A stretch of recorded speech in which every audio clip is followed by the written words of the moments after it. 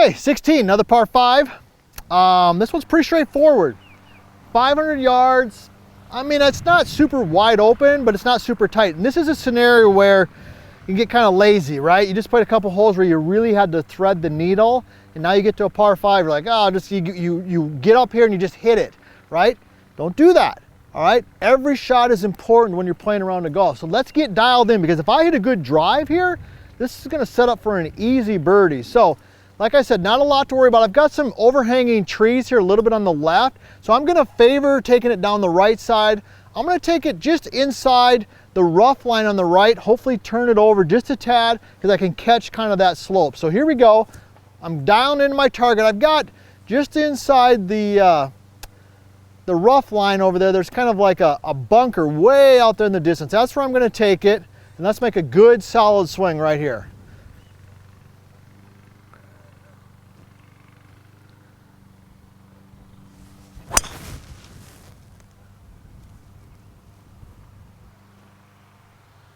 Okay, kicked it a little bit to the right. Hey, this is why we're doing this. I don't know if you picked that up. Not a very good swing. I've made some bad swings with the driver today. Hit it definitely to the right, clip that tree. But it's a par 5. Let's get up there. Let's see what we got. This is why we're doing this, all right? This is not custom made. Nick's out and back in the office editing every shot. This is real. Not a very good shot. Hit a little to the right, hit the tree. Let's go up there and see what we got. Maybe we can still make a par. All right, we've been talking a lot about this today, and it's one of the reasons you, as our fellow golfers out there, experienced golfers, we love you guys out there. We love hearing where you're from. We appreciate you being part of our community here. But we thought, let's get off the lesson tee. Let's get out of the studio. Let's get in real life and make it happen. You just saw this right here.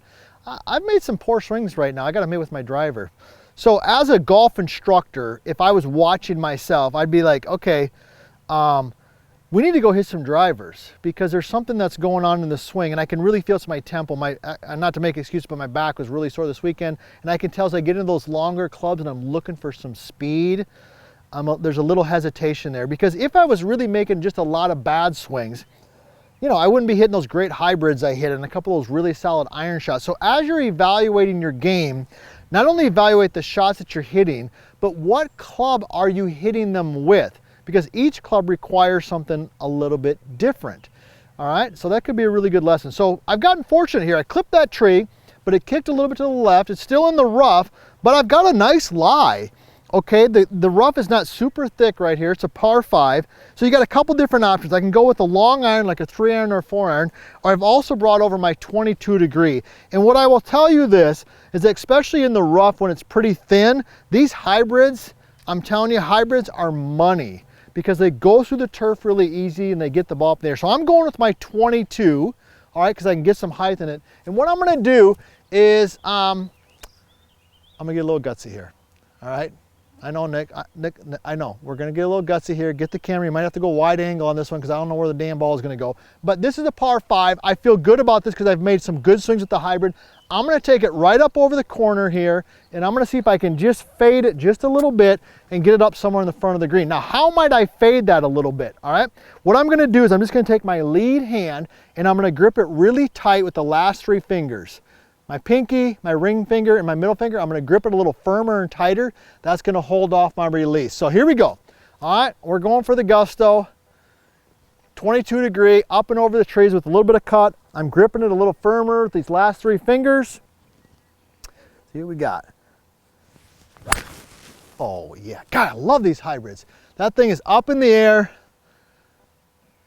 and it's hot. All right, isn't there something to be said, like when you get a club, for me growing up it was with my 7-iron, right now it's my hybrid, but you get a club that you've hit some good shots with, your confidence goes up and you just make better swings. So anyhow, I know I've talked a lot on this particular shot, but there's some good nuggets. Let's go up there and see what we got. I'm getting lucky today, I'm not gonna lie. I've gotten some breaks. So I hit that hybrid, and if that ball would have ended up in this bunker, if this ball right here would have ended up 3 steps to the right, I'd be in a bunker. I would have, I won't say an impossible shot, but a very difficult shot. So looking back, I don't know if that was the smartest play, but hey, this is golf. Some days you get good breaks, some days you don't get good breaks, but today I got a good break. So let's try to capitalize on it. So I'm in the rough right here. I've got some of this, you know, they've been mowing this morning because the grass is starting to grow like crazy. I'm gonna move that out of the way. I've got the pin in the back, I like that. much like we've been talking, I brought 2 wedges. I brought my 54 and my 58. I'm going 58 on this one because it's out of the rough and I want to put some speed to the swing because it is in the rough. So I got 58. All right, I'm going to try to land it about halfway and get it to roll to the back. If I was in the fairway, I'd probably go with my 54. Okay, but because I'm in the rough, I'm going 50. I'm going to move the ball back in the stance just a little bit. Let's see if we can get that PhD. Let's get that pin high degree. Ball back, slight forward shaft lean. Oh, it's right on line. Come on, release a little bit. So shots out of the rough are typically going to roll out and release a little bit more, right? That's why I went with the 58. If this same distance shot was in the fairway, I would have gone 54 and pinched it a little bit, but it's right on line. Let's go up and see how close it is. All right, so the closer I'm getting up here, I loved the line as I mentioned earlier, but it's a little shorter than I wanted, but hey, listen, you know, it's a 70, 80 yard pitch shot out of the rough. I got a lucky break, let's not forget that. As golfers, what do we tend to do? When we get done, we go inside, we have a Coke or a beer or whatever your beverage of choice is, and we talk to all of our buddies and we complain about all the bad breaks we got. You gotta remember those good ones, because they do all tend to equal out. So this was not a terrible shot. I wouldn't call it a great shot, but let's go ahead and walk it off. Let's see here, we got 1, 2, 3, 5, 6, okay, 7, about 20 feet. Once again, I'm moving quick. This is a big part of it. People nothing drives me crazier than when I watch students play golf and they watch everybody else putt. I mean, you should be respectful and watch people putt, but while they're doing their stuff, you gotta get to work. You paid a green fee to play golf. You didn't pay a green fee to spectate. So people say, well, I don't want to take the time to read the putt and it takes too long, and geez, if I walk it off, it's going to take forever. No, it doesn't. If you get going, you're doing your work while other people are doing their work, you're not going to hold anybody up at all. I mean, it took me probably, you know, I don't know what, 15 seconds to read this putt, basically, to at least get a good feel for it. So it's pretty flat. I got a low side down over there. Okay, so it's gonna, if anything, it's gonna wanna die a little bit to the right. Okay, but once again, this is a makeable putt in my opinion. It's a 20-footer. So I'm breaking it down in 2, and I've got a spot right here. You might not be able to see it on camera, but this little spot right here is just a little bit of a different color.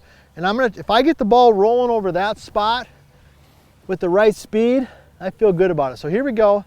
Once again, I'm making my 2 practice motions behind the ball. What am I doing right here? I'm just visualizing where that ball is going to enter the cup. Step back, one nice deep breath. Notice where my eye's at. It's always more at the hole. Now it's down at the ball as I'm lining up my putter, but then boom, right back to the hole. And let's execute. It's got the speed. All right, it's going to run away from me a little bit, so I was a little scared of it. But I'll take that. That's a good putt. You know, I thought I might have a chance to roll that one in because I had a good read on it. But let's be honest, I did not hit a very good drive. Got a good break, hit the tree kick towards the fairway. I got a good break in the rough because I had a decent lie, and you know, hey, I did hit a nice hybrid. I did hit that thing really well. I got another good break though, where that ball finished just in the rough and not in the bunker. Hit a good putt, didn't go in. So the lesson to take away from this hole is that there's always an element of luck, whatever word you want to use. And some days it happens and some days it doesn't. The important thing to be aware of is that, are we truly hitting bad shots which need addressing, or do we just happen to hit a shot and you know what, gosh darn it, it rolled up underneath a tree or whatever. So be aware of the difference between a purely bad shot and something that maybe was a little bit of a bad luck. We got 2 more holes to go. Next one's a par 3.